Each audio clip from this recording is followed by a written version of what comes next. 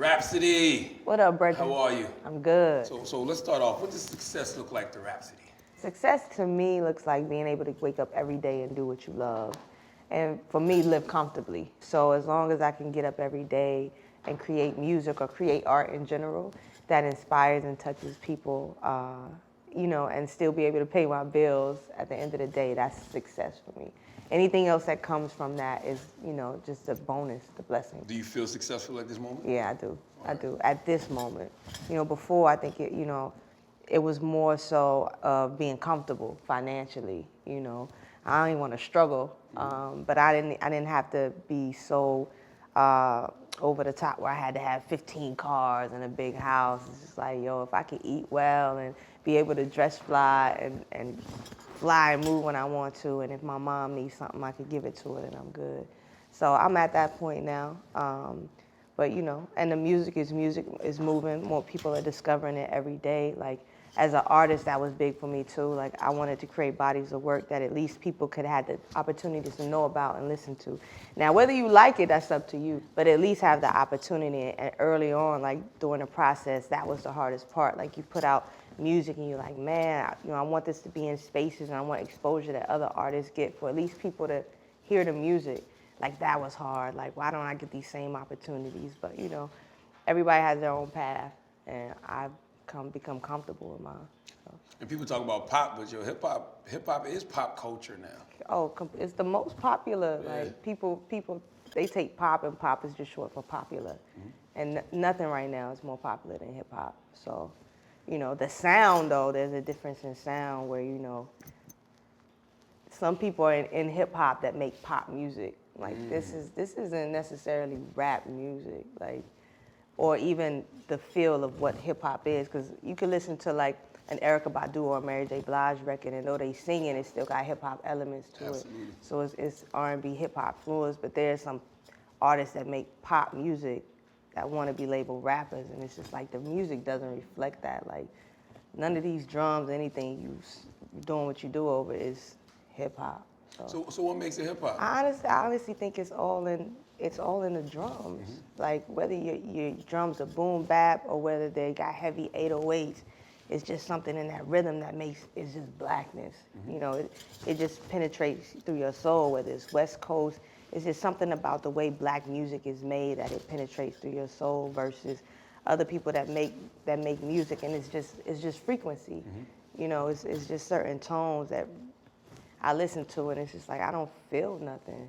These are just sounds to me, but it doesn't feel like, I don't know how to explain it, but you know what I mean? Like, but I think at the core it's in the drums all the time. No matter what your drums sound like, it's still in a rhythm that we've carried from Africa before it's just ingrained in our DNA. I've always wondered what made North Carolina so lyrical.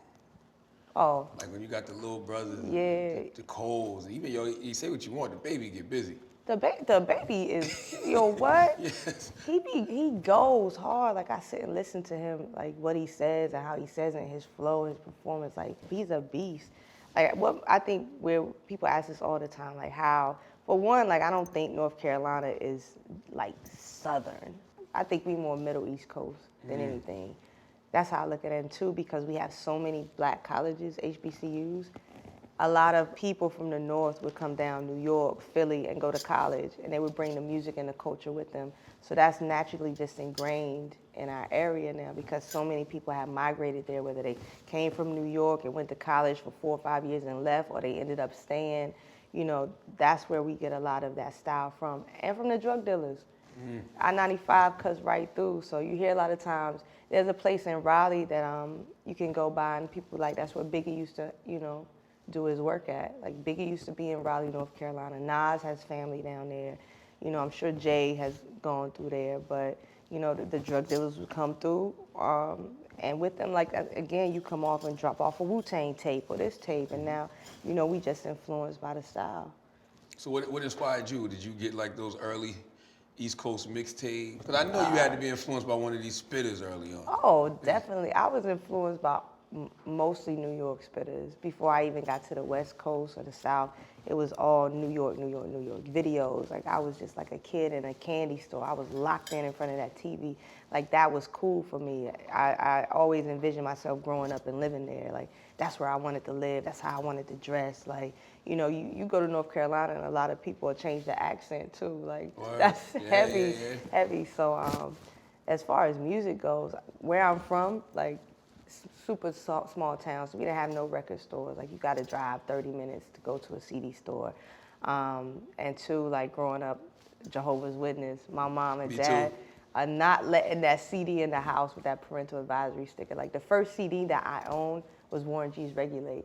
Wow. But I had to ask my aunt to get it for me. You know, the single? The CD. The whole album? The whole album. Wow. Like I begged her for that. That was the first CD I owned. Everything else, you know, I'm stealing from my cousins, or I'm able to be exposed to it because I'm riding with them to the store or to my aunt's house in the back of the tracker. Like I got an older cousin we call Kenny Boo. I used to ride with him a lot, and he used to play Nas Illmatic all the time. So I'm just a young kid in the back, and this is all I'm hearing. And these are my cousins, like I'm looking up to them, and they dressing like Nas, Half Moon Park, gold chains, the Timberlands. So, you know, that's where I got, when it came to hip hop, all of my early music from my cousins. You know, whether we have a pig picking at the house, you know what I'm saying? And you know, all the aunties on the porch, or they gossiping about us, all the kids outside by the car, you know, doors open, playing music, doing the butt, all of that. Like, that's where I got it. Because I wasn't buying my own music until maybe I was like 14 or 15. Wow. So, you know, and it's like my dad, like Aaliyah was the first album that I bought. You know, then I think it was like, that's hip hop too, though. Yeah, like a mug, a mug. I think at this time Walmart was like getting the CDs that were clean, but my dad took me to get that. Then it was DMX. It's Dark and Hell is Hot. Like, so, you know, I was late to a lot of hip hop records. When I got in college, I had to do a lot of catching up because most of the stuff that I was listening to were singles and videos. I didn't get the whole album experience. Like AZ's album I heard all the way through, Illmatic, Reasonable Doubt, but there were a lot like Most Def joints that I missed, or Tribe Called Quest 4 albums. All I knew were the singles and the videos because that's all I had to go off of. But, you know, that's where I got my music from. Do you remember that first time you fell in love with hip hop? Like that first song, like for me, it was Paid in Full. Mm-hmm. My older cousin Ty let me hear it, and I was just like, yo, what is that? And like, you remember that feeling, that first song, that first video you saw that got you? The first one was, first video was MC Light's Poor Georgie. I can't say that's the first one that made me fall in love with hip hop, but that made me want to be an MC because she was a woman and that's how I do it. The first one that made me fall in love with hip hop, I can't remember, but I do remember the first song that I was like you, like, man, it was just like, yo, what is this? And it was the Method Man, Marry All I Need. Ooh. So to see the video and the song, that's when I was like, yo, this is crazy. Like, this is it. Like, Mary, it was the blue tone, and she's on the rooftop, and she's got the bucket on, and she just looks so cool, and she's singing over the ill beat, and Method Man, half hair plaited, half out. I think he had some white contacts in. He had on the Grant Hill Felines. Grant Hill was my favorite basketball player, so I wanted those. Like, it was just everything that I loved in one video. So that one had a huge influence on me. Like, I think that part I started trying to write, and my brother was like, nah. So, he was trying to shut you down? No, we used to, when I was clean up on Saturday mornings, like, I might be vacuuming, I take the vacuum hose, I try to freestyle, and it was so bad, he'd be like, nah, you ain't no rapper, so. Did he rap or something? Nah, he didn't, but his taste in music shaped a lot of my taste in music. At a time when I was probably listening to the singles and doing the videos and things that were on the radio, he was the one, and because he's the only boy and the youngest boy, you know, boys can do kind of anything, he was the one that was buying 4 albums. Like, I got the Illmatic CD from him. So I go in his room, like, and he's my younger brother by a year. The Eminem show, like, he would just go buy CDs, and it would be hip hop, it would be rock, like, he listened to everything. So he influenced me a lot of digging outside of just what was mainstream on the radio and just really getting into albums. So MC Light, when you saw the Poor Georgie video, that's what made you say, oh, I can do this too. I can do that too. I want to do that too. I don't know if I can, but I want to. But it wasn't even something, it was just like in my head that never went away because I didn't actively try to pursue it until I was like 19, 20. when I went to college. So, you know, you talk about MC Light, talk about yourself. What role do you think feminism plays in hip hop? Oh, a huge role. Looking back, like being in it now and be able to look back and trace the steps, you know, I don't think the culture can move forward like any movement without women. Hip hop is no different from the civil rights movement. And I think, you know, women are just as important and the glue of it as men is, because of who we are and how we're made. We always bring a different perspective where, you know, men are always supposed to be tough and braggadocious, and you know, there's just this armor that they always have to put on. I think women bring this unique perspective and balance and emotion to hip hop that, you know, needs to be told, and that is the fabric of what hip hop is, you know, to be the voice of the people, to talk about, you know, everything, to entertain, but also talk about the hard times, and the way that we can express it is in a way that men always can't tap into or are not comfortable tapping into.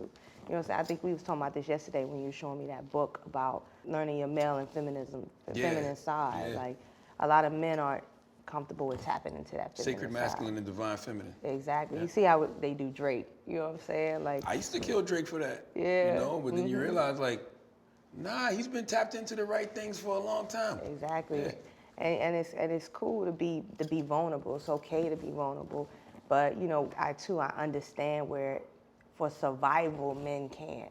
You know, to be in this world and to have to face the things that men face every day, to be vulnerable is, I don't think they can survive being that vulnerable. Yeah, we feel like we're leaving ourselves open to be plotted on. Like, Indeed. we food. Like, Right. You know, we can get got if we show too much. And you don't have the space and time to even go there. Can't even let your guard down because it's always something at your neck that you feel like you got to be on and strong for, because you have, as the head of your house, you got to take care of your whole family.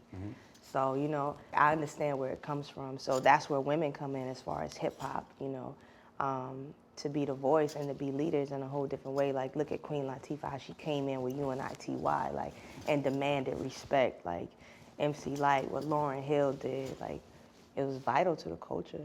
You know what's so different to me? Like, when I see MC Light, when I see Queen Latifah, it was like they were leaders, right? It seemed like it became a period in hip hop where the female MC was almost like an accessory.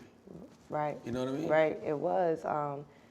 That happened like 99 into the 2000s, where we became video vixens and trophies, and it was all about our bodies. And like you say, we lost the leadership part, the boss part. Like, Queen was a leader, she was a boss. Like, to take the flavor unit and to put so many men on, and, you know, just to run that like she did. She don't get the credit that, I think we talked about this too, that a P. Diddy or a Jay-Z get as far as the boss that she is. And so, you know, that from like 99 to almost 2010, that's what you saw, the role of females in hip hop. And it's just like, yo, what happened to the leaders, the bosses, you know, the therapists, like, that our voices were? And it felt like it was a real agenda to downplay us. Like, why are we continually being fed this narrative? Like, there's no balance, and you can't say it's profitable. It's been done before. Look at Lauryn Hill. Lauryn Hill is not an anomaly. Like, she's one of one, but at the same time, there's so many people that can do what she does in different ways. Like, it just felt like an agenda. You know, you break down the black woman, like, the village goes down with it. Absolutely. You know, we was talking about, I can't remember who I was talking about this the other day, but, you know, let's take lions for instance. Like, the lion is the one that, you know, sits and guards every day, but it's the woman, the lioness that the babies follow, that they learn how to hunt from, that they learn how to survive from. It's no different from women. Like, men are out all day working to provide for their families, so it's women who have to take care of the community. Feed, teach, you know, protect too in your own right. So, you know, if you take the core of women away, the village is in disarray. Yeah, our fellow Carolina brethren, Fantasia, said the woman is the neck and the man is the head. The head can't do nothing without the neck. That's a hell of an analogy, Yes. straight on. So that's why our voices are so important, you know. We bring balance, and like we hold the culture up. Like I say, we the glue of the culture. So You talk about the agenda. You said that you think it was an agenda. I feel that way too, because I saw when Queen Latifah did UNITY, who you calling a bitch, that was like a cultural shift. yes, Right? Because it was almost like, yo, why are we calling on women bitches and hoes and stuff? But then it seemed like it was a group of women, and no knock to them, they embraced it. right. You know, like you got Lil' Kim with the queen bitch and Trina with the baddest bitch. So it's almost like that became a thing. And I was like, I wonder if that was, strategically done Man, by labels or somebody. when I think about Lil' Kim, I think hers was honest. And I think that she represented, because when Kim came in, she just represented something that really had never done before. I don't think, like, women weren't as sexual, and it's just like, this is who I am. Like, how Lil' Kim is how Lil' Kim is. Right. Like, that was honest, and I think labels took that and they saw something else. And it's like, oh, we can do something with this, like, and just ran with it, where they took something that was really authentic and kind of used it against us in a way. So I appreciate what because Kim brought something that was different, where, this is my body, this is like, okay, if you like that, then cool. And then, but that's all it became. There was nothing else. Like, so I definitely see the agenda in the same way, if you think about the prophets, like your Commons, your Talib Kweli's, your Mos Defs, where that kind of left the mainstream, and now all we get is drug talk, on a mainstream level, fed to us every single day, or busting guns, like, there's always strategic ways that they find to infiltrate our culture. Is that because the conscious music isn't as good as the so-called gangster rap or the trap rap? No, Okay. no, it's definitely good. And, all conscious music doesn't sound like what people want to put conscious music in the box. Knife and us talk about this in the studio about Jay Dilla, right? A lot of people would put Jay Dilla in a conscious box. But if you listen to the lyrics of what Jay Dilla did in Slum Village, they talk about chains, they talk about, having sex with women, but because of the sound, sonically, it's like, oh, that's got to be conscious. So the same way, like, you can have hard records, you can have records that are trappy, and you still talk about something. So Kendrick has become a master at doing that, finding that balance. J. Cole is mastering that balance, thinking about Middle Child, like, it's got that entertaining bop, but he's talking about something at the same time. So, I definitely think it's just as entertaining, but a lot of us have been programmed to box things in. And once you're programmed, it's just like you put things in a box you're not even able to see. I think it's the labels, because when I think conscious music, to me, Scarface was conscious. Definitely. Outkast was conscious. Goody Mob was conscious. Jay-Z was conscious. Right. Nas was conscious. So I just think it's the labels. It's definitely the label. And again, that's used to box us in, so we fighting against each other and separating it. Buckshot said it in a documentary I watched long ago. He was like, it's what we do is different styles. It's all hip hop and it's all conscious. I get people hit me all the time, like, how you gonna say the Young Thug and this person is conscious? It's like, consciousness is being awake and aware of your situation. Like, Young Thug has a story, how he might have grew up in the projects, and this is what he saw. What he raps about is what he saw every day. That's his conscious reality. He didn't grow up the same as you, so he's not gonna talk about the same thing as you do. But that doesn't mean he can't tell his story and it's not real. Like, that's his conscious life. Like, that's what he wakes up and does every day. So, that's just how I see it. But once you label it something else, like you say, that's where the problem comes in. What's the closest you've come to selling out or compromising yourself in order to sell records or be a big artist? The closest? Because you haven't done it, No. I don't think, that No, we've seen. I haven't.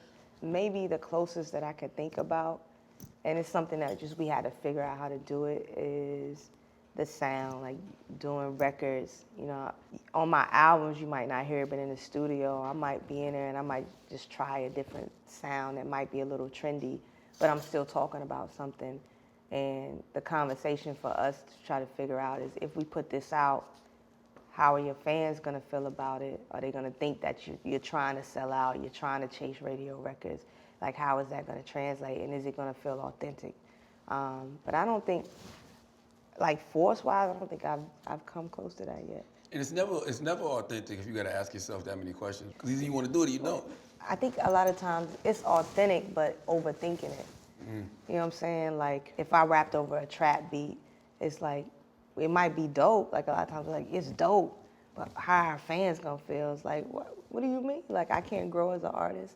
Am I supposed to be labeled and put in this box where I can only rap over these beats and I can only do this? Like, no, like that's what art is. Like, however you feel that day, you should be able to express your art. You might not feel like that tomorrow, but in this moment, this is what I felt like doing. This is the bop that I wanted to rock over. So, you know, it just can't be too far from what you do. So how important is production in the creative process for you? Oh, it's super important. For me, it's the foundation. Like, we say this all the time. If you just gonna come with whack, weak beats, you might as well write a book. Like, you know, dope records, you gotta have dope beats and dope bars for me, because the beats tell just as much of a story as the lyrics do. And, you know, so my production has to be at a certain level, and it has to be me. Like, I could rap over a trap beat, but I need that trap beat tailored to me. Because I don't want my music to come out and you be like, oh, that sound like this person or that person. Like, I never want to put out music where it's like you can compare me to somebody else's joint. Like, that ain't even, that's not the cloth that I'm cut from. Like, today, how artists come out, like I'll hear even new artists that want advice, they be like, listen to my music. And I'm listening to it, I'm like, yo, this sounds just like this person. This sounds just like this person. Like, why you want to sound like them? Mm-hmm. Like, there's a million of them. How are we going to tell you apart if everybody sounds the same? Like, that's just the cloth that I'm cut from. Like, when I hear something, I was like, I don't want to sound like nobody. If you doing that, I'm trying to go left. So production for me is important to make sure, like, I really have my own lane and my own sound. But I'm able to play and expand within that. You're an MC. I don't like to use the term female MC with you. I don't either. Because you're an MC, you know, and it's weird to me, like an MC like yourself has continuously proved themselves lyrically, but still it's like a stigma that exists around female rappers. Why do you think that still exists? Man, labels. You named about 5 of them. You named a bunch that get busy. Latifah, Light, Lauren, you, like. I think it's from 2 different directions. I think it's one space that really comes from a good place, in that, especially today, females, not this present time, but after the 1999 era, where we were so underrepresented that to say female rapper was like, you know, it was something that people were proud to say, because there's not a lot of us, so I'm gonna call myself a female rapper. Rapping, I'm gonna be, you know, the example and the leader to say that, yo, we do exist and we are dope. Like, I think that's one area, and people don't understand how that, putting that label on separates you, because it's supposed to come with like some dignity and respect and pride. It's like, I'm proud to be a female and I'm proud to be busting and I'm proud to represent for the ladies. So I think that's one side of it where people really want to use it for that way. It's just like some feminist type thing.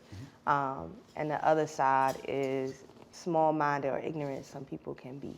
And it's just like, oh, you dope for like chick bars, or you dope for a female rapper because of how they may, even if it's subconsciously and they don't even know that they have this stigma, how they look at women, you know, where, oh, okay, you dope for what you do, like, but they don't see you as competing with men. You know what I mean? Like, I tell people all the time, like, this ain't like sports. Like, men are physically built different. Like, you know, you could take a Lisa Leslie and put her up against LeBron James, and it's like, you know, Lisa dope, but physically, it's just overpowering. It's just overpowering, and no matter how good you can be, it's gonna be hard to beat a LeBron James, you know, or Carmelo Anthony, just because of how they physically built. But when it comes to this art stuff, it's all mental. All of it's mental, and that's an even playing field. So, you know, but people just look at the outside, and the physical is just like, you a woman, like, or you get a lot of times like, yo, what could a woman have to rap about that me as a man would want to listen to? And it's just like, what do you mean? Like, everything that women do and go through, there's a million things that you can relate to it just ain't about, you know, our emotions and sexual and what our body is. We have plethora of things that we could talk about. I did a record called The Man, and till this day, all men are like, yo, that's so crazy that you as a woman could write that record from that perspective and make me feel the way I feel. It's just like, yeah, because I'm skilled enough to do that. Like, just because I'm a woman, and Lauryn Hill taught me that. that was the one thing I loved about Lauren is when she rhymed from both perspectives. She would tell you from the male and the female, and I thought that was so dope. So yeah, but I think those are the two issues with the stigma of female rappers. I think what you just said about the song "The Man," like I think it's because men not really paying attention to women the way they should. Right. You No. know, Yeah. y'all are paying attention to everything. Like and women pay attention to the whole household, the men, the children, everything. Right. We so observant, Yes. and that's what makes us dope because we analyze and we 10 steps ahead of every single thing.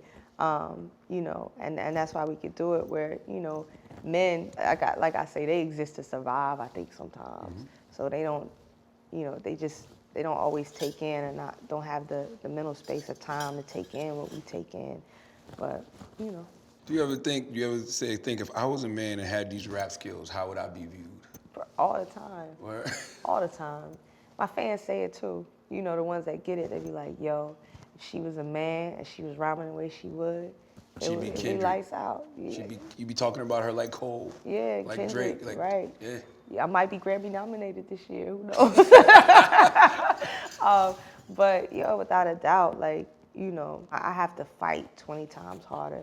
Like it's just levels. Like first, you gotta fight for people to even listen to you. Number one. So I had to put out mixtape after mixtape after mixtape after mixtape projects. Like I look at some artists that come in 2 years, they're like, bam. Where me, it's just like I gotta go through levels. Like first, I gotta make you look at me. One, I'm not half naked, so that's not gonna catch half of your attention. For the other half, and even with women, like, based on how I'm dressed, they might not even wanna listen because, women have labels too that they put on other women and myself. Once you hear the music, just getting people to really listen to it and digest what you're saying, like, it's just so many levels I feel like I had to go through that men just skip automatically, and even labels like, yo, you dope, but how are you marketable? Like, can we, like, oh, what's your budget gonna be with your hair and makeup? Like, it's just so many things that women have to go through, Is it frustrating? Very, very. But it comes in waves. Like, sometimes you get in a mental space where it's just like, I know what I'm in for. I have been prepared. That's another thing. I'm thankful that I have a young guru and I have a ninth wonder who prepare me for the journey and the fight. But like anything that you fight on, there gets a point where you just get worn down. You know what I'm saying? And you gotta let it all go.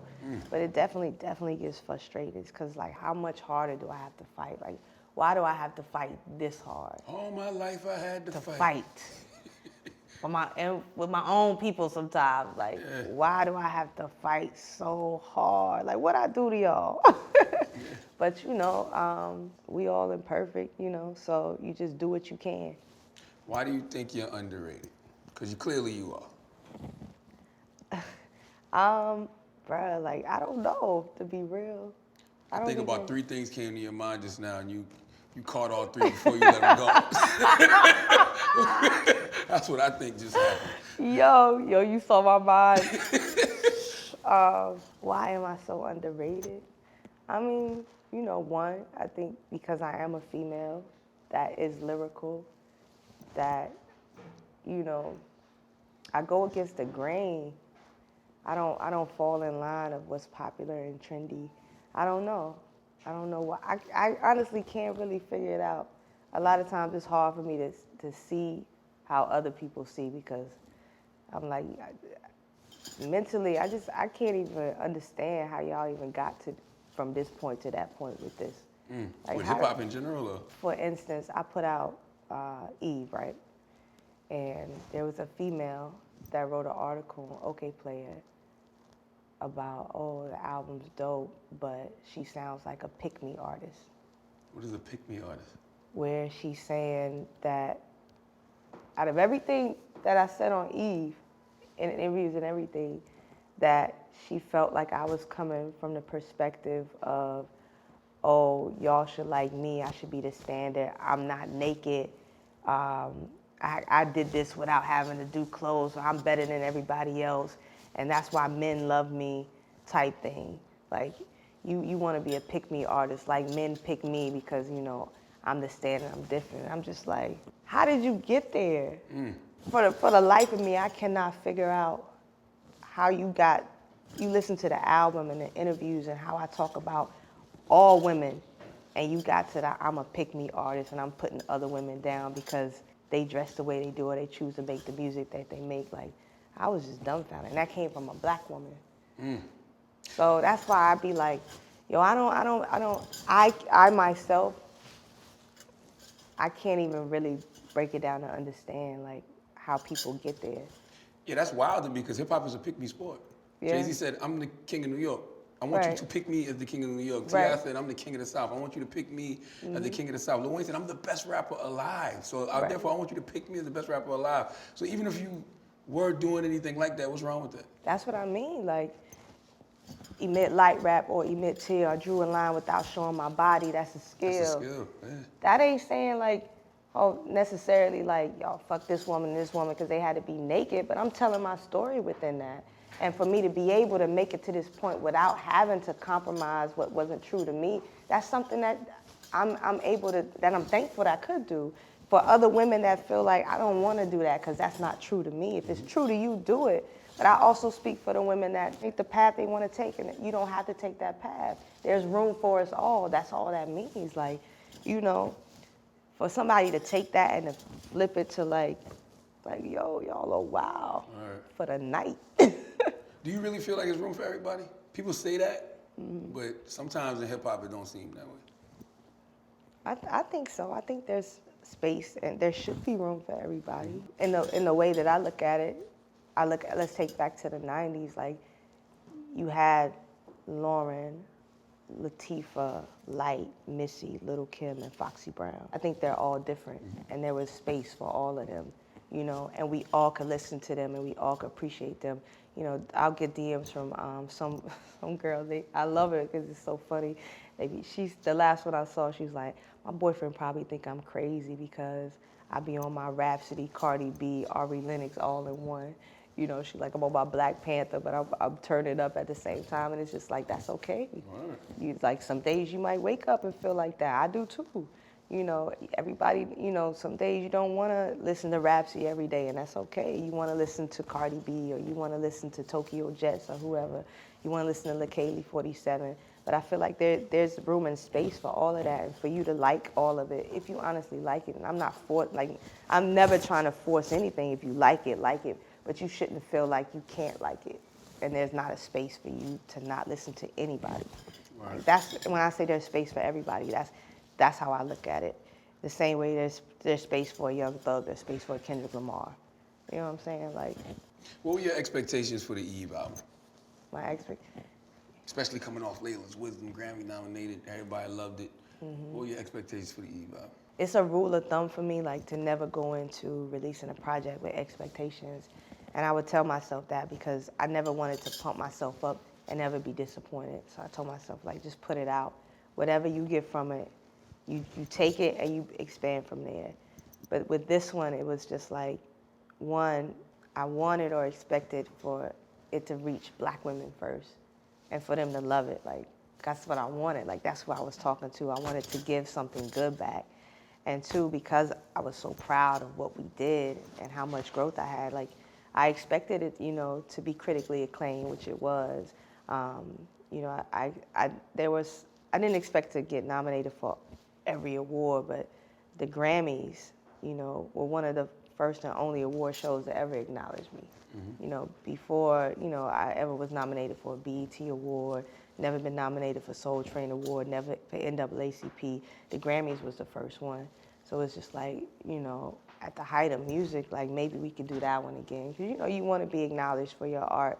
And, you know, I think about, like, Lauren, it's like she put out the Miseducation. And, you know, people talk about she got this many Grammys off that. Like, yo, I want people to love my music and appreciate it like that. Like, you know, I at least wanted to be nominated. If I won or not, that was whatever. But I expected to at least be nominated, you know, for things like that. I didn't expect to go platinum, you know. But, why not? Because I think, you know, one, how I see radio working, I didn't know if I was going to necessarily have the budget to even push those singles like that. So that was cool. Like, I know for me, it's a process. to Niggas go be paying from to get their records played. yeah, I like guess I shouldn't say that. I'm a radio person. Right? it happens, bruh. You know, pay to play, like, you know, everybody got their way. I ain't here to knock nobody. I just know, like, and two, like, I don't go in to make music for radio. There's some people that are great at that. That's their gift. That's one of my things that I'm not so gifted on is I don't make radio records. Migo, and they're geniuses with that. Like Cardi and they're geniuses with that. Me, I make music for life. Like I make albums. I like to look at myself as a legacy artist. So I didn't, you know, in going platinum, I think there's a level of radio success and exposure that you have to have. Mm-hmm. So with me, I was just like, I looked at it like if I go gold, if I get 100,000, even 50,000, I'm happy. It sells. We ain't there yet, but you know, those are the things like I was trying to realistically place myself at. But at the most, like a Grammy nomination and for women to catch on and love it, Black women. Those are my expectations. But you know, now I'm in a space where I'm learning about manifestation and being okay and being confident to say to yourself, I want this and I deserve this. And being okay. I think me with a lot of things, it was a mental thing where I felt like growing up and all these different ways, playing basketball or doing this, you know, or some things with music, me being too overconfident and expecting and I want this, it would never happen. So I just told myself, like, it was like I was jinxing myself. Yeah. So I would never do it with any albums. Like, I would never go into any expectations. I would never say to myself, yo, I want this, and I should have it. Like, never. Well, it's a fine balance, though, right? Because you talk about manifestation, but then you say you didn't expect to go platinum. Right. And then you already said you're not going to get radio play. Right. But so, I look at legacy artists like the Coles, the Kendricks, Wale's. They seem to have figured it out. Right. Right. You know what I mean? Mm-hmm. So maybe you got to change your manifestation a little bit. Exactly, and that's where I am. Okay. Changing my manifestation and saying, like, you can have these things. And, you know, it's okay to want these things. You know, and if you manifest it and think of it in a positive way, then whether it's today or next year, it'll happen. Right. But you have to say it to yourself and believe it and think that it's possible for it to happen. And really pursue it, like, you know. Creatively, did you feel the pressure in the studio to create something that would get another Grammy nomination since you got one for Layla's Wisdom? Nope. And you don't know how you got that to begin with. You just on the real. Yeah. And doing that is what took all the pressure away. Gotcha. Like, you know, going into that, at that point, I was just over it. I was just like, yo, I'm done of trying to figure this out. Like, I'm going to just make an album that I want to make. And that was Layla's Wisdom. And when the Grammy nomination came, and it get two, I was like for real, like blown away. Like I don't even understand. Cause again, I'm going back like, yo, we in a Billboard at like 197 or something crazy. Like we only sold maybe, I don't even know, a few thousand records. But you know, I was just so taken aback. Though it had great reviews. So once that happened, it was just like, yo, I'm good. I could just make music that's dope, you know, that really touches people, you know. And two, coming off of doing a Netflix documentary and Rapture, Ethiopia was a guest on that episode, and she talked about, you know, me being a legacy artist and what that meant. And her interview really meant a lot to me. It's like, man, I never knew what to call myself, and I liked hearing legacy artists.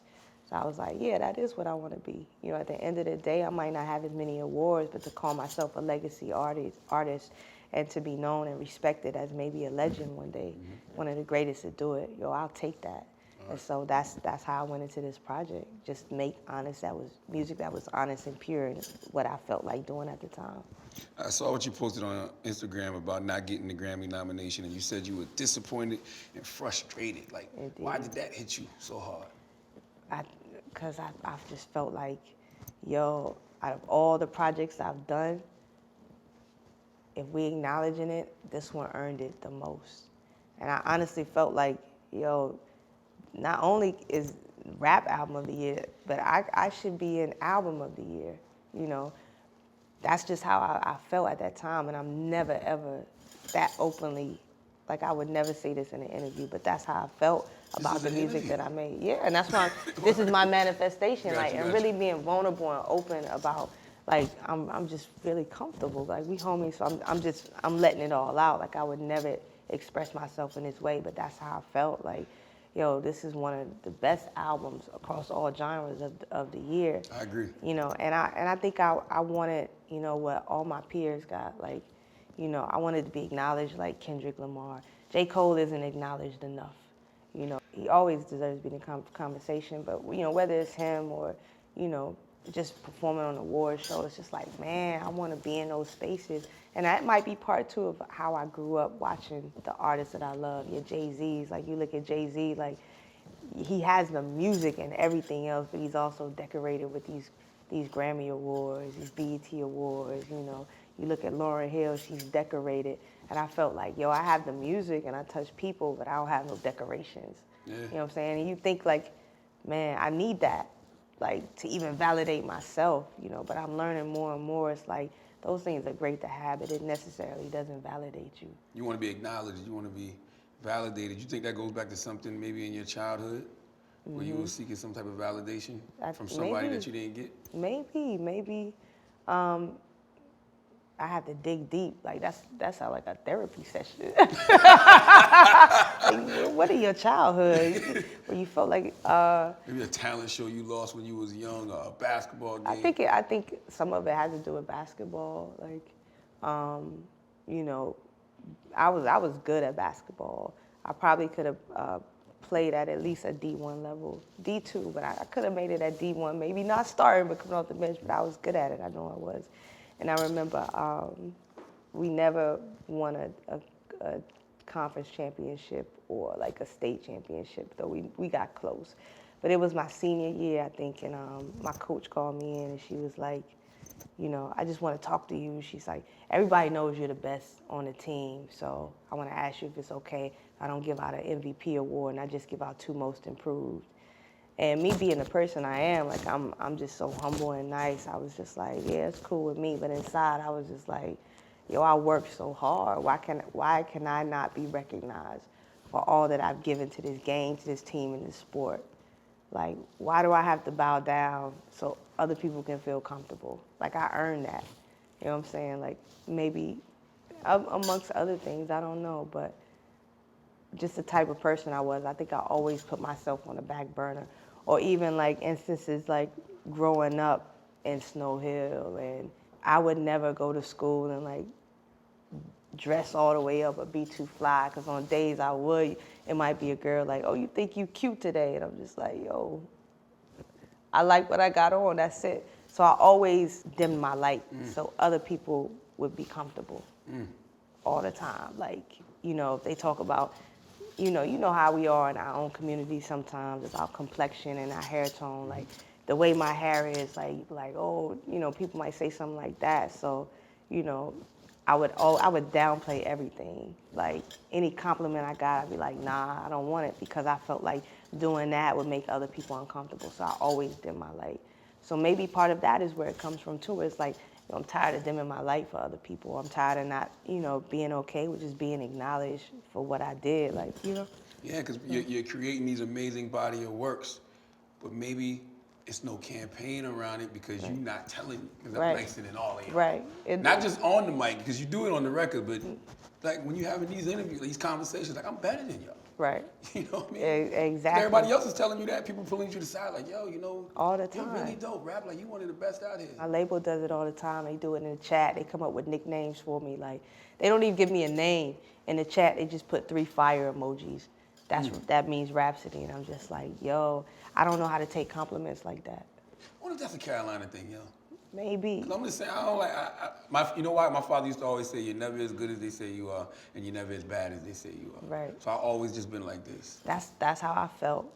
And two, I felt like I never wanted to be overconfident, because I felt like people that were overconfident, not even myself, but just watching, that's when it always went wrong. So everything I do, like even music, I look at myself as the underdog, you know, just to stay that hungry and just like, yo, I gotta be better, I gotta be the best.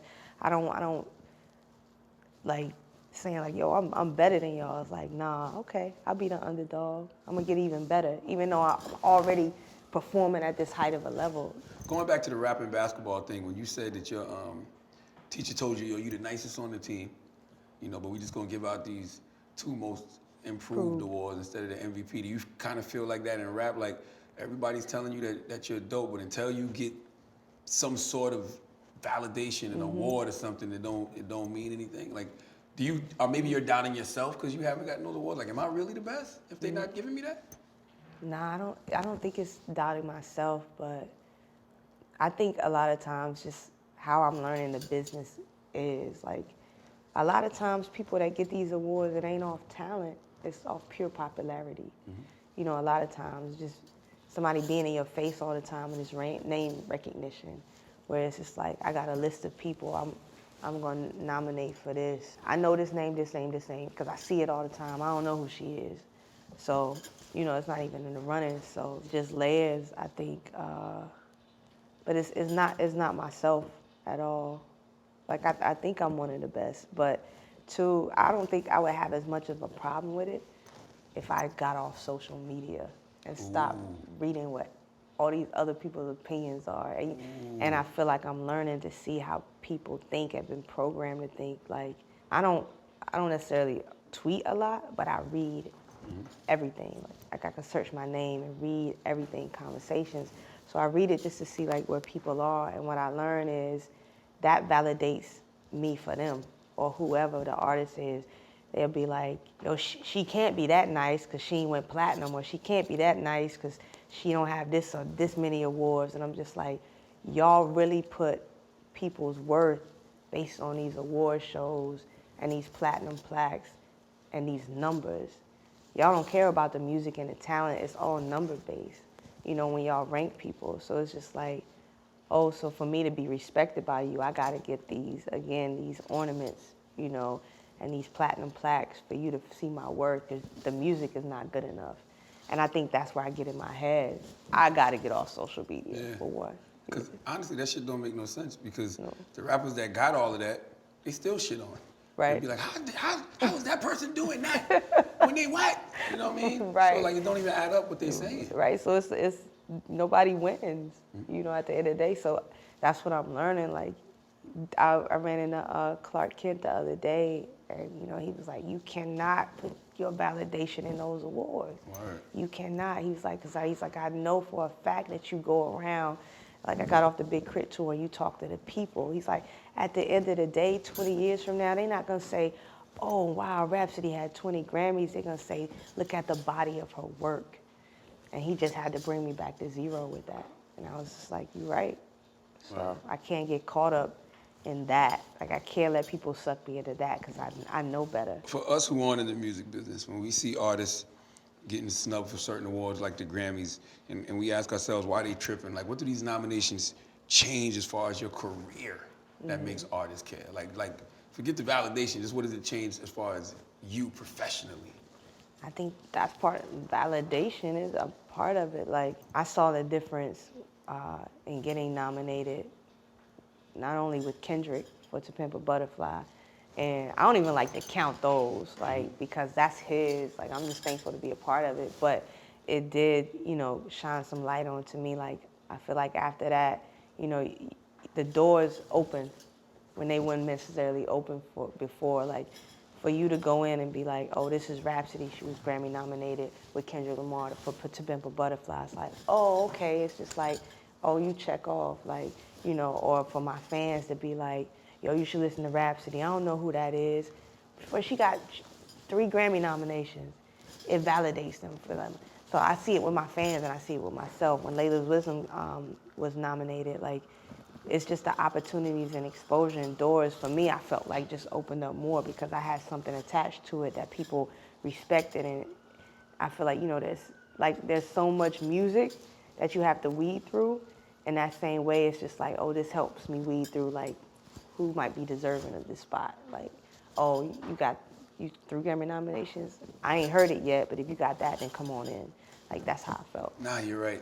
And I just thought about it, even though I don't care about none of those culturally clueless Caucasian award shows, that year, Layla's Wisdom was out, and I was like, yo, Layla's Wisdom is probably the best rap album of the year. Like that and 444 was like neck and neck to me. And people would be telling me I was tripping. And then when the Grammy nominations came out and you got nominated, I'm like, see? Right. And so now all of those critics, especially in the industry, were like, oh, maybe we missed something. Right. Yeah. Right, because your word is not good enough. Exactly. It's not. It's like we need the approval of them, Yeah. you know, to validate us. And that's where we've lost our way. And you kind of give the culture away. The culture has defined what's dope without that. So that's the hard part, you know, figuring out and balancing and navigating through. So with all that said, do you prefer recognition and respect from the general public or the industry? The public. I think at the end of the day, you always got to go with the people. Respect and recognition from the people brings in the industry. I think that's how it works. That's the best way for it to work. That's how I would want it to work for me. Like if I had a choice, I would want to get love from the people first and the people to bring me up. You know, I wouldn't want it to be the other way around. But, you know. Why does the hip hop community still care about winning Grammy Awards after we've seen time and time again that they don't really know rap music? Right. Man. They can't bring you down too much when you, no disrespect, but you see Macklemore beat Kendrick. Bro. Like, I'm just saying, you seen, you know, and Diddy No Way Out. In hindsight, that wasn't too bad though. Diddy beating Wu-Tang Forever. But it beat Life After Death too. So yeah, it was kind of bad. Yeah, it's kind of tough. Yeah. That's tough. Yeah. It's just more commercially driven. I'm just throwing this out like for conversation. Is it a thing in the same way where we feel like we want to be respected and we have hope that they'll get it right? Like you say, it's metaphors. In the same way we wanted to integrate into white schools, when freedom schools, that was great for us. I think not having freedom schools in a way hurt us. You know, we want to insert ourselves in these spaces because we want the respect that we feel like we need that comes from it when we really don't. Our freedom school, our culture, our award shows are good enough. Right. You know what I'm saying? Like, just, you know, just for conversation, like thinking through it, is that it? Like, I'm not for sure either, but, you know, I just feel like slavery's done such a number on us mentally that you can see that we still are dealing with today, and just wanting to, again, be respected or feel like, you know, we're just as good as any rock band or anybody else, if not better, that we need these things to validate us and our culture when we don't. Nah, So white what? ice is not colder. You know, no, it's not. So, you know, even thinking like hip hop has always not always, but for a long time been the most popular genre. But it wasn't until it was stated, you know, by numbers that hip hop is bigger than any other genre of music. It's like, see, but it's just like, we didn't really need that. And even if it wasn't, it was okay because it was ours. You know what I mean? Mm-hmm. Like, so maybe that has something to do with it, but I'm not really sure. But I think part of it has to do with just us feeling like we're validated because we feel like, you know, that's what we need when we don't. Mm-hmm. You gotta love it for yourself. As long as we know it and we love it, whoever else doesn't, so what? You know, like people in Japan have a beautiful culture. They don't care about if we care about that or not. Right. That's their culture, and this is how we do it.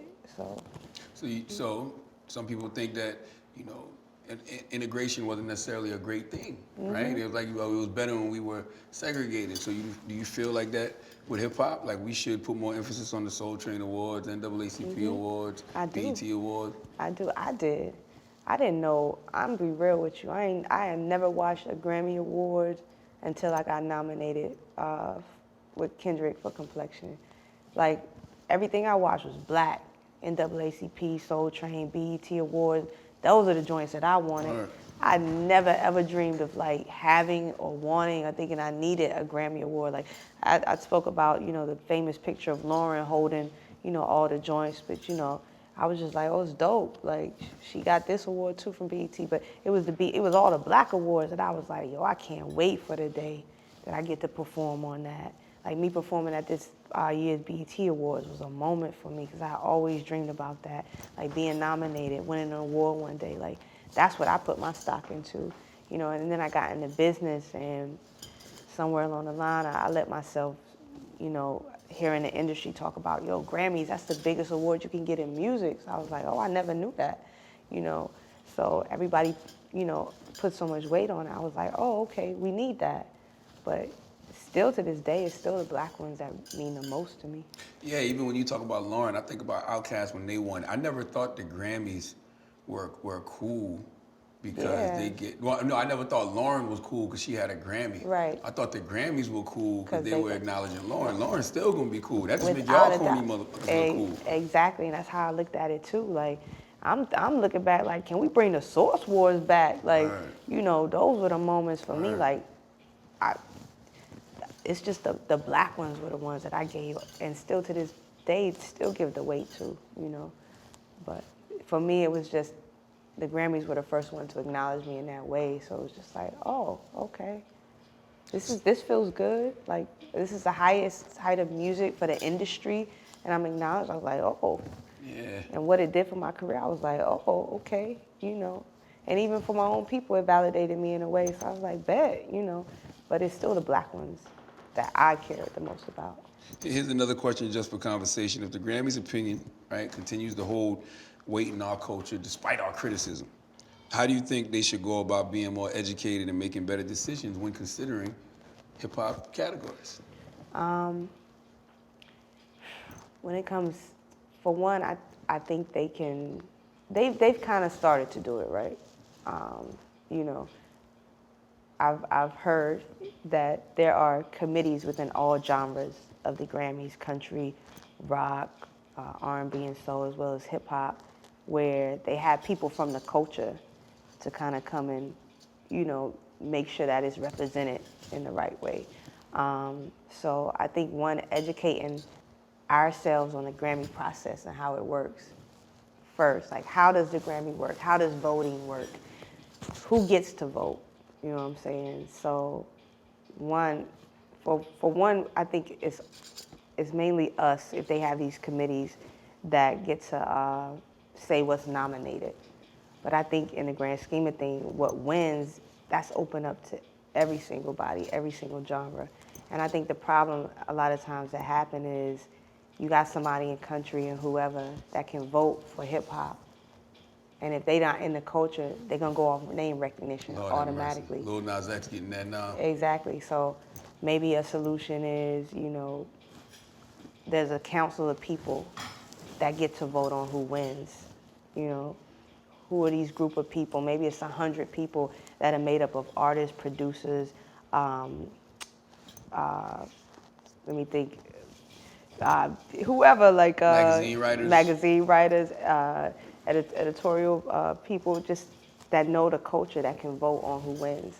I think that would be the best way, you know, because opening it up to the floor can get a little muddy when it should be within the culture. That's what I would do anyway. So. Should the subgenres of hip hop be separated and like awarded in their own categories? I think we're getting there, honestly. You know, there's so much music that comes out. There should be, you know, section off for contemporary hip hop, for trap music, for, you know, I think we're there because, you know, to pick only 5 out of so many music and so much music, you know, you slip, and it's hard to kind of even insert people in some spaces like Igor, you know what I'm saying? Like, some people be like, oh, that ain't no rap album. But, you know, it kind of can be. Like, people say the same thing, you know, Lauren was nominated for a rap album, but she slung on most of it. But it's still hip hop. Right. You know what I'm saying? Like, you know, in the same way that Badu is hip hop. So sometimes I think, you know, giving us more options will help too, and it'll help recognize people that should be recognized that may not be able to because, you know, of just some fine-tooth things of, does it fit in this category? Or, you know, it's just, we need subgenres. You talk about bringing back the Source Awards. We need our own hip hop award show in order to do all of that. Right. Like something that's built for us, by us. Exactly. And it's gonna end up being the coolest shit. ever. We create the cool. Yeah. That's what we have to understand. We create the cool. Don't let them tell us what's cool and create it for us. Like I said on Cleo, I've been in these offices that'll tell you, like, these are the top albums, or this is what should be on this place. And a lot of them do not look like us. The majority of them buildings, they don't look like us. So why do we put all our weight in their validation? Like, we create what's cool. We say what's dope. This is our culture. We can't be quick to give it away. Like, that's important. So yeah, we need a type of Source Awards back. It's imperative, I think. How much does the lack of much deserved appreciation I think you should get? Like, how much does the lack of it ever discourage you or even stifle your creative process? You in the studio with a knife and you're like, I don't want to do this today. No, guru, keep the board off. Never. I think one, because I really love what I do. And regardless if I got paid for it or if I got an awards again, I still would do it. You know, even if I had to work a 9 to 5 and come home every day just to do art, like, I still would do it. So never, I've always been creative. Like, that's the fabric of who I am. So I can't let anything change me in that way. Like, you're changing the whole person of who I am the day that I fall out of love with that. You know, are there days I get frustrated and I just like, yo, I need a 24 hours. I take my 24 hours, but I always come back, always, because, you know, I love it, but too, I attach purpose to what I do. And the purpose is, you know, to be a voice for the voiceless, to inspire, you know, young girls who were like me when I was growing up, you know. That's my purpose, and that's what I fall back on. And when I go on tour, like the Big Crit tour, and I meet these people and they talk about how the music affects them and they're crying, it's just, at the end of the day, if 1 million people don't love me, so what? I might have these 100,000 that do, and I'm okay with that. And me and my 100,000 people will go live happily ever after. So, nah, it doesn't. How do you know when to disconnect, you know, just for your mental health? Like, you know, you see different artists talk about their social anxiety. Like, how do you suffer from any of that? Because there's no manual for this. No, there's not. I just think just being aware, you know, of how you're feeling, and to be honest about how you're feeling, and to say, like, this is how I feel this day, and this is why I feel that way. And I think once you can recognize the feeling and why you feel that way, you're able to tell yourself, this is what I need to do. So a lot of times, like, you know, like I say, I read Twitter. If I'm starting to get in my head too much, I'll take it off my phone. You know, I'll be like, delete. I'm not going on Twitter until, you know, maybe I feel like it one day, or I got something to say and I want to say it and I'm right back off. So a lot of times, like, that's what I do. I was like, this is a space that I cannot exist in anymore too long. So I'm gonna go up here and post it, boom, boom, I'm out. I'm not revisiting this space anymore. So I've learned to remove myself from it. On days that I'm frustrated, you know, like the day, you know, they made the Grammy announcement, or like in 2013, 2014, you know, I might have got wind that, you know, somebody I respected said some wild stuff. And it just might have, like, it might have been the straw that broke the camel's back that day, and I would go to knife and I'd be like, yo, I'm just so frustrated. And sometimes it would make me so frustrated where I would cry. And it's not because... The heat of crying right now. Straight up. It's not because necessarily, like, oh, I'm just so emotional. It's just like, I don't even know where to let this out at, because I'm not gonna call you and vent on you, because I don't even think you deserve that energy from me. So it's just like, yo, like, give yourself a day. That's my thing, like, my mental health. Give yourself a day to be honest and human. Like, you're human. So feel how you want to feel. If you mad, be mad. If you sad, be sad. But you cannot sit in it.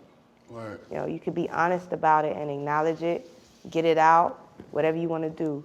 But after that 24 hours, you got to move on. So what do? Do you put it in your music? Do you go see a therapist? Like, I don't know, you go sit on your mom's porch in North Carolina? Like, what do you do? I do different things. There's some days that I write about it. There are some days too, like you said, like, I like to drive and just listen to music, or just ride in silence and think. So sometimes I just get in the car and I'll ride for hours around Raleigh, or I'll go home.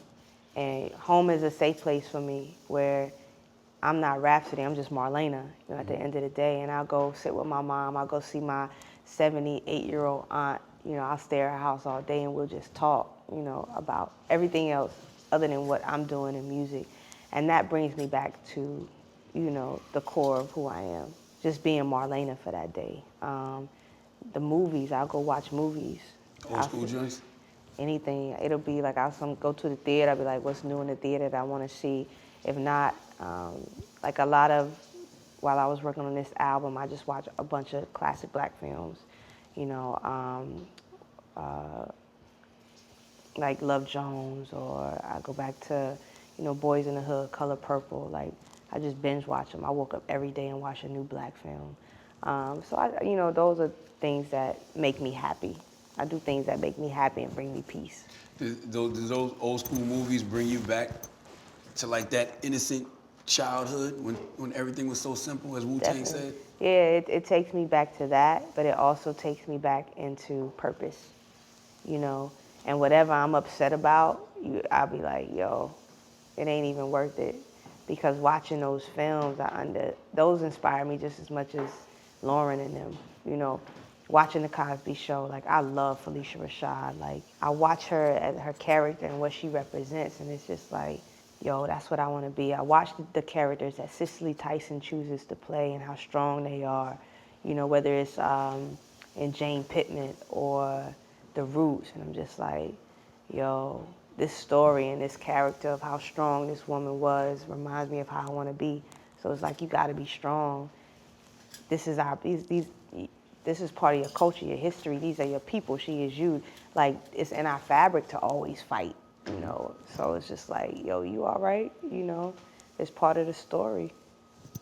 Do you think you'll ever get the recognition you deserve when you think about manifesting things into your life? Do you manifest getting that recognition you deserve? I do. I think it'll happen one day. It might only happen once, but I think it will happen one day. It might happen 10 times. I don't know. But I think it'll happen at least once. Is that all you need? Is once enough? Yeah, I'm learning now that whether it's once or none at all, it's enough. As long as I got the people. That's what I'm learning now. Before, I wanted it all. I wanted at least one Grammy. I wanted BET Awards. I want to get up and give a speech at least one time at every award show. Like, I used to want all of those. But, you know, now I'm becoming okay with and understanding that the award is in the work and the people and the things that you leave behind. And, you know, what I want now is I want 20 or 30 years from now for the next MC to come up and say, yo, to talk about me in the interviews, that I inspired her. Like, that's the vision I see now. Like, I want to be talked about like Lauren is, like Nina Simone is. Like, I want people to do documentaries about me and my journey and my music if I never get an award. Like, those are the awards I want, you know, to have impact in that way. How do you think this, you talked about it a little bit, how do you think this era of social media affected hip hop? Because I wonder, even if you get those awards, but then you go on social media looking for those same people to validate you and they're not giving it up, Right. how would that still affect you? Man, that would probably be crushing. I think that's why some artists go crazy sometimes, you know. You're always gonna be chasing something that's not real, and you're gonna burn out. Like, I think it would be a mental burnout, because you put too much weight on that, and it's an illusion. Like, Misa Hilton has become a good friend, and she's teaching me a lot about illusions, right? So we was talking the other day, she was like, those things aren't real. They are illusions, and if you're just chasing something that's like, again, like, it's just not even real. So why look for it? You know, who you are and who God wants you to be is who you're going to be, and whatever path you're supposed to take is your path. It doesn't change the impact that you're going to have. So you drive yourself crazy. Like, look at Kanye. Yeah. Like, I think he's the perfect example. Like, he's so brilliant and so smart, but he wanted validation so badly. Still does. Still does. From music, from fashion, from the world to be, I want y'all to say I'm a genius, the greatest to ever. Like, why? You don't just do the work. And you have done it, and it's amazing, just the ideas that he comes up with. Like, he's outside of, you know, his personal life and things that he's dealt with, mirroring that with chasing validation that's an illusion, it'll drive you nuts.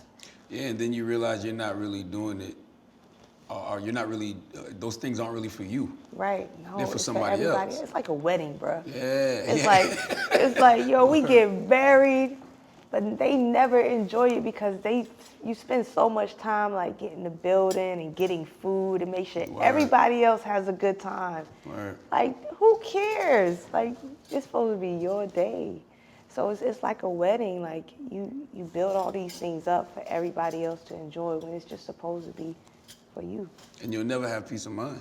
Never, ever. And that's the greatest gift that you can have is happiness and peace of mind.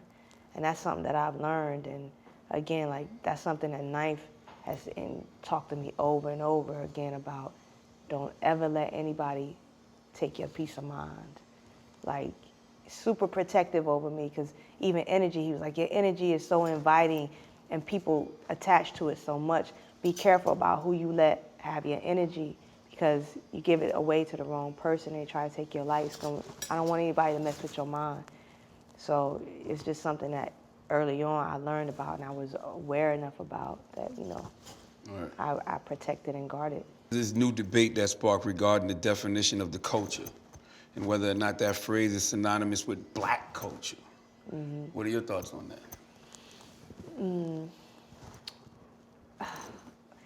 I think it is, just because, no, I'm gonna take that back. If we talking about hip hop. Yes. It's hip hop. It's what we hip-hop. know is hip hop and black culture, but then it's just the culture and it seems like anybody can be a part of and anybody can sell. For hip hop, if it's authentic, it's rooted in blackness, black and brown. It's a poor person's culture, to be honest with you. Like, it came from, kids in the community that didn't have nothing and made something out of nothing. Like, that's how I look at it.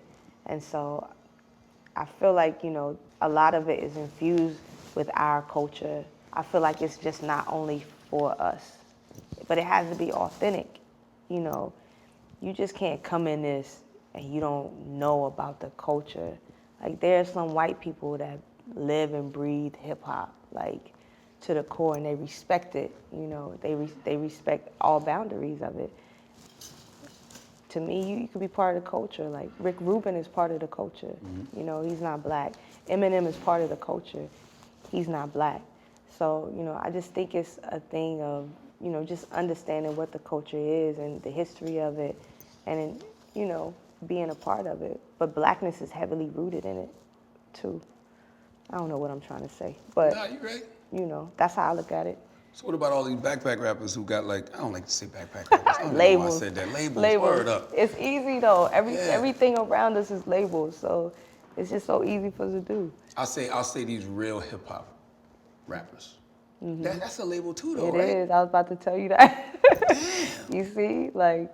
But okay, what I'm trying to say is these dudes that can really purists? rap. Purists. Purists? Like purists. Okay. A lot of purists have predominantly white fan bases. Yes. So what does that say about our understanding of the complexity of rap by our own people? Do we just enjoy the dumbed down shit? Yeah.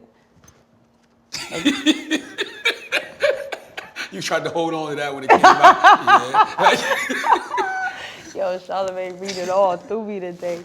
A lot of things that I try to process and learn come from conversations that we have in the studio, right? And we were talking about this one day, and Ninth is a professor, and he has students, and he was like, I have a class, and there's one white boy in the class, and he's the most attentive, he cares the most, he wants to know the most, he appreciates the culture more than everybody black.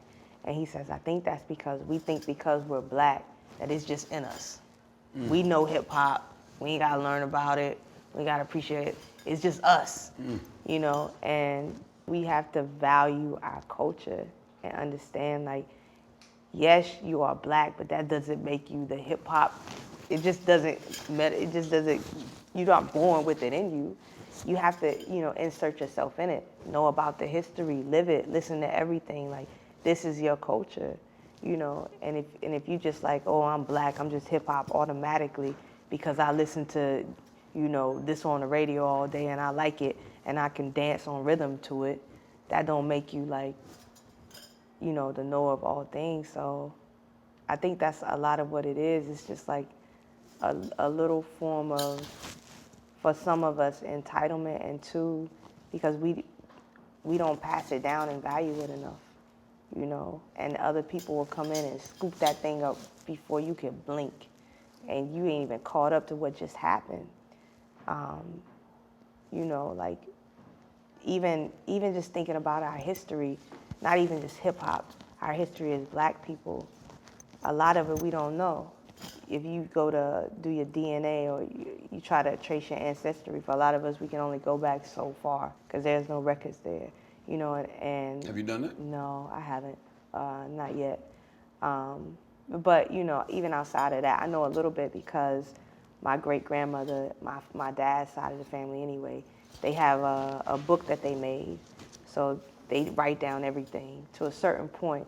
So I know what's in that book that they took upon themselves to make sure that we knew our history and who our people were and where they came from to a certain degree. My mom's father wrote a book probably like 15, 20 years ago and told his whole life story so that everybody in the family could have it. So we have things like that, but a lot of families don't, you know what I'm saying? So, you know, where you have white people, they could tell you who their great-great-great-great-great-granddaddy was, and I'm connected to King Arthur, and I'm doing this.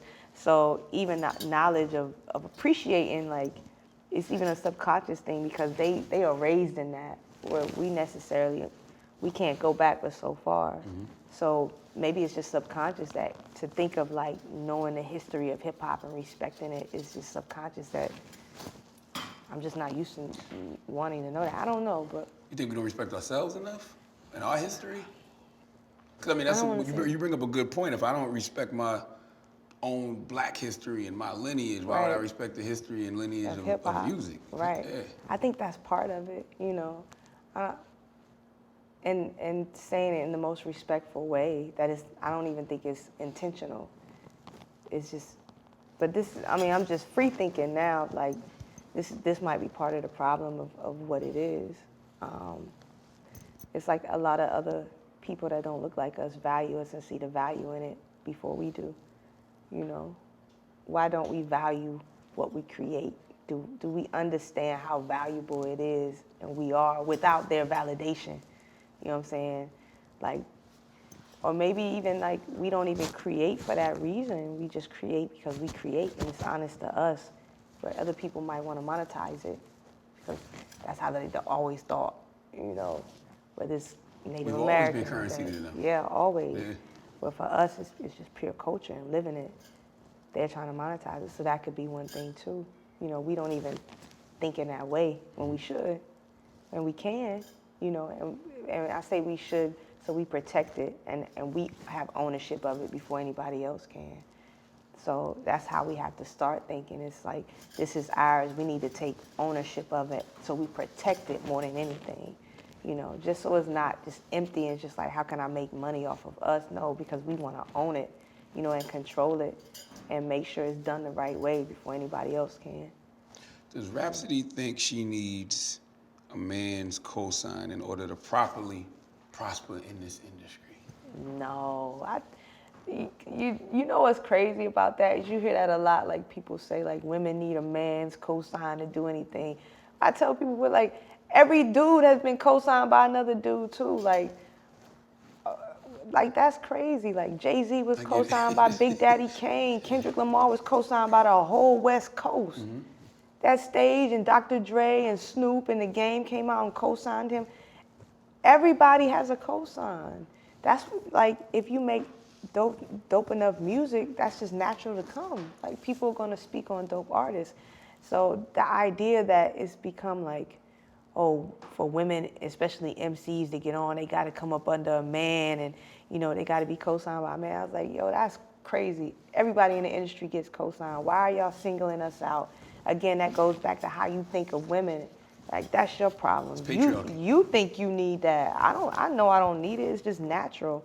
I want people, you know, whether man, woman, a goat, whoever, like, if you like my music, then speak on it. I don't know you're not doing it because you feel like, oh, you're a woman, you need this. It's because same way Cole got, you know, draped in the Jay-Z chain and Jay Electronica is no different.